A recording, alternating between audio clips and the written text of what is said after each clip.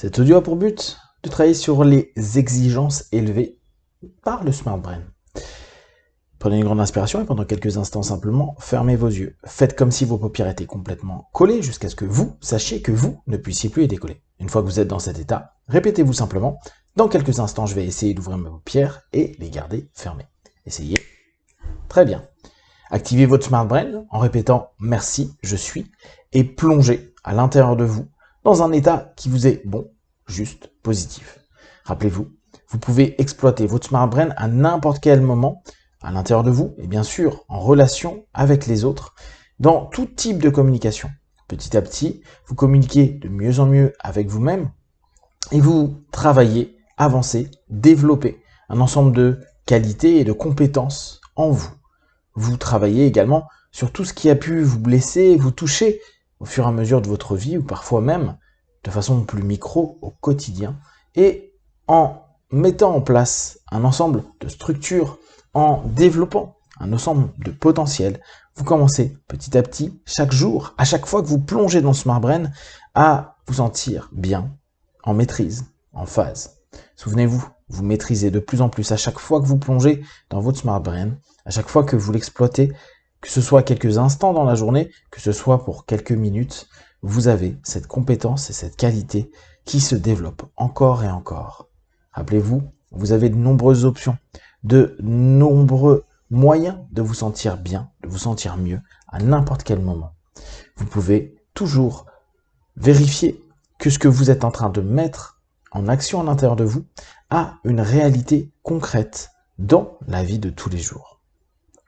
Respirez profondément et simplement, souvenez-vous, vous êtes en train de travailler sur l'expression de vous.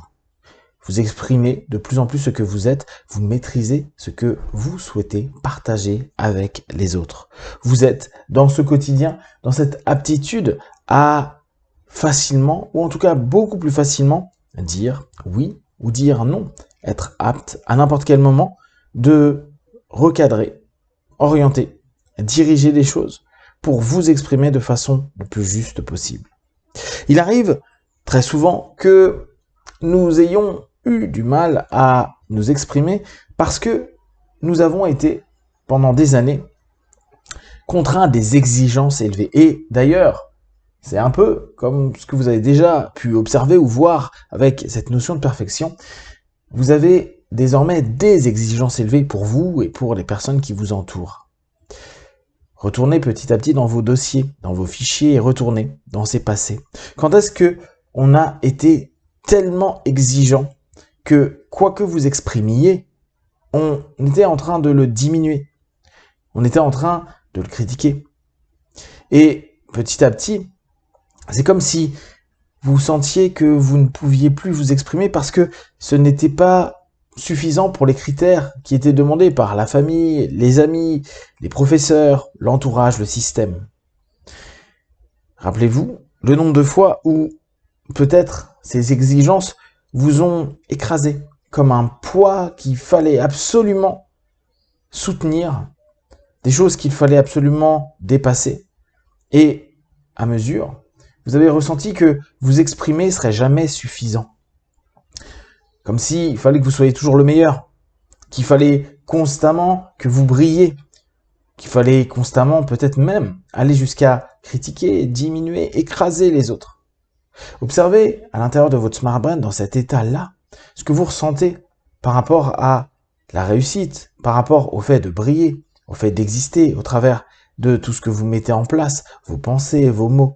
Peut-être même le mot ego peut revenir chuchoter à votre oreille, avoir des exigences élevées et trouver automatiquement une rationalisation qui va expliquer que c'est normal d'avoir des exigences élevées quand on veut réussir dans la vie. Et parfois même en devenir méprisant de ceux qui ont peu, qui ont moins, qui n'ont pas de la même façon. Avoir des exigences élevées pour soi, pour ses enfants, ses amis, sa famille, comme vous avez pu le vivre, comme vous avez pu être éduqué à être dans la réussite, le succès, toujours plus de challenge, toujours plus de réussite, l'incapacité à refuser que, tout simplement, ça ne convient pas, ou ça ne vous convient pas. Prenez un instant et pensez au mot exiger, aux exigences, cette obligation. C'est comme s'il y avait en vous une espèce d'automatisme. Un automatisme qui vous impose d'utiliser énormément d'énergie, d'être constamment en train de vous imposer à faire encore et encore et encore, sans jamais vous arrêter. Est-ce que vous êtes par l'exigence ou est-ce que vous pouvez être autrement? Est-ce que c'est par le faire, encore et toujours, faire plus, faire davantage, être à ces instants-là dans une dynamique qui ne valorise que ce qui est exigé? Qu'êtes-vous réellement sans cette exigence? Est-ce que vous accepteriez à cet instant précis d'être vous-même avec moins d'exigence? Est-ce que automatiquement une image de vous comme étant complètement nulle, ne servant à rien, viendrait à votre tête? Exigence. Prenez quelques instants pour l'accepter. Acceptez que jusqu'à présent, vous suivez des dogmes qui ne sont pas les vôtres. Vous imposez vos dogmes aux autres. Acceptez quelques instants que vous pouvez exister sans cette exigence, sans cet excès dans les exigences. Toujours plus haut, toujours plus loin. Observez dans votre corps, scannez avec votre smart brain l'épuisement, la fatigue.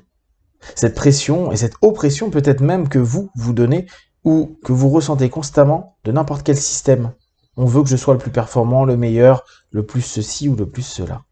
Et là maintenant, je vais vous proposer juste de regarder sur votre clavier mental et de voir qu'à côté du plus, en tout cas pas vraiment loin, il y a le moins. Je suis un peu moins exigeant.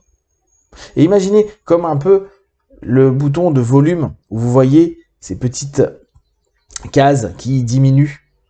Vous êtes au maximum et commencez simplement à diminuer. Appuyez sur ce moins et de moins en moins. Ça ne veut pas dire ne pas être exigeant du tout, ça ne veut pas dire tout laisser passer. C'est juste être moins exigeant pour moins vous épuiser, moins vous imposer des masques, une fausseté de vous-même par rapport au monde. Je dois toujours être le meilleur, je dois toujours avoir les plus beaux vêtements, je dois avoir toujours les plus belles choses, les plus belles idées, être le plus intelligent. Soyez un peu moins.